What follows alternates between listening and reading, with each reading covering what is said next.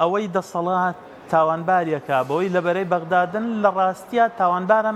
تاوانبارمانەکە بۆی لەبەرەی میلەتین و ئێمە کاتێ دامی سیاسەتی دەسەڵات ناکەین یەکسەر تۆمەتێکی حازر بەرامبەرمان ئامادەیە ئەوی ژەوەیەکە با بڵین لەبەرەی بەغداین لە ڕاستیەکەی ئەوەیە ئەمە ڕووپۆشێکە تۆمەتێکە داتاشراوە ئامادە کراوە بۆ کەسانەی لەبەرەی میلەتن بۆ کەسانەی کە ئەیانەوێ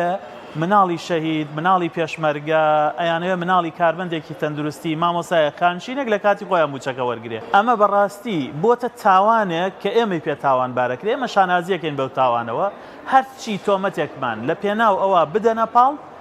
ئێمە یعنی بەلامانەوە گرنگە چونکە خەڵکی کوردستان ئەزانێ ئێمە داکۆکی لە چیەکەین خەڵکی کوردستان زۆر باشە زانێ ئەوان داکۆکی لە سیاسەتێکی چەوتی 10 ساڵی ڕابردووەکەن کە بەناوی خەڵکی کوردستانەوە بەناڕەوە هاتن شتێکیان دروست کرد ناوی ئابووری سربەخۆ بوو کە لە ڕاستیە ئابووریەکی تایبەت بوو بۆ گیرفانی هەردوو حیزبی دەسەڵات نەتیجە ئەوان و کۆمپانیەکانیان دەوڵەمەند بوو خەڵک هەژار بوو تەنها